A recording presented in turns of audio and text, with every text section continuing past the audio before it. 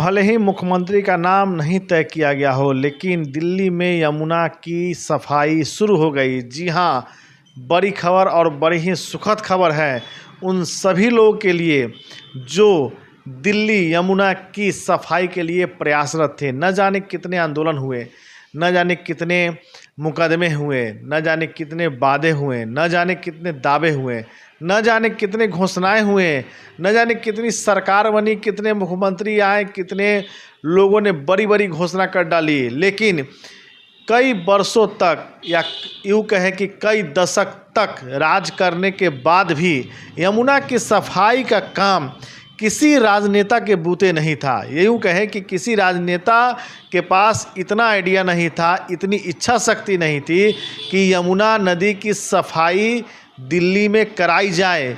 सरकारें आईं, सरकारें गईं, सरकारें गिर गईं, लेकिन यमुना का सफाई नहीं हो सका।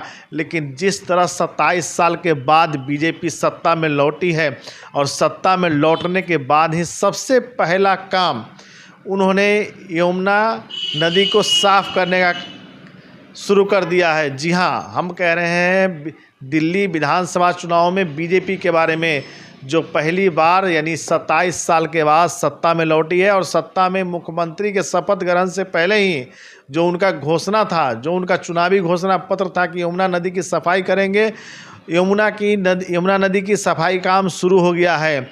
इस बार आम आदमी पार्टी यानी अरविंद केजरीवाल की पार्टी बुरी तरह से हार गई है और हर बार अरविंद केजरीवाल की पार्टी भी दिल्ली विधानसभा चुनाव में यमुना की सफाई का वादा करती थी, लेकिन 10 साल तक यमुना की सफाई के लिए इन्होंने कुछ नहीं किया।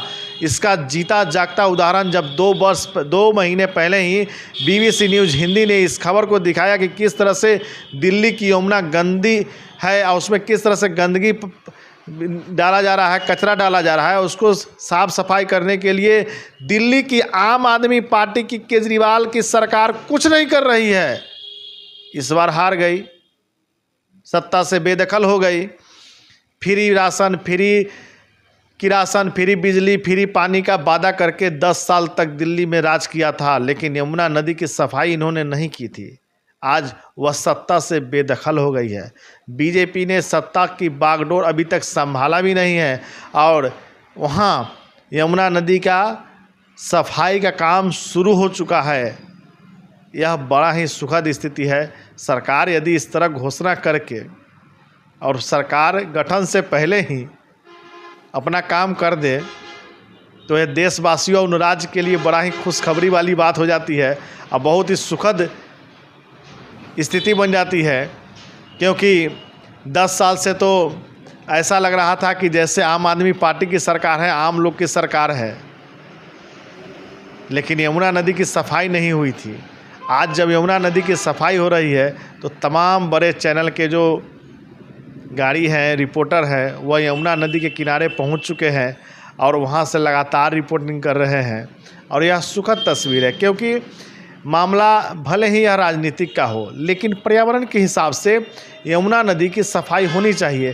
धार्मिक हिसाब से भी यमुना नदी की सफाई होनी चाहिए और यह बहुत ही आवश्यक था, जिसको सरकार अभी कर रही है। आपको बता दें कि इस बार बीजेपी को पूर्ण बहुमत मिला है। पूर्ण बहुमत मिलने के बाद ही वह सत्ता में आ गई है और सरकार के गठन यानी मुख्यमंत्री के नाम की घोषणा से पहले ही यमुना नदी की सफाई का काम शुरू हो चुका है।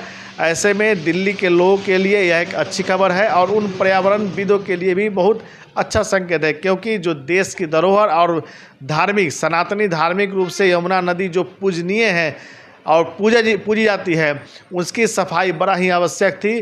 क्योंकि आपने देखा होगा कि पिछले बार किस तरह से छठ के समय में यमुना नदी में जिस तरह से फॉग था और छठ व्रती छठ करने के लिए यमुना नदी में उतरते थे। पानी काफ़ी गंदा था, लेकिन मजबूरी थी कि अब उन लोगों को छठ पूजा करना था और वहाँ पर यमुना नदी काफ़ी गंदा पानी था। तो स्थिति इतनी बदतर हो गई कि जितने भी लोगों ने देखा इसका बड़ा ही कड़ा निंदा किए थे, बड़ा प्रतिरोध हुआ था, विरोध हुआ था। लेकिन उस वक्त की तत्कालीन आम आदमी पार्टी की सरकार ने यमुना नदी को साफ सफाई करने के लिए ऐसा कुछ भी नहीं किया।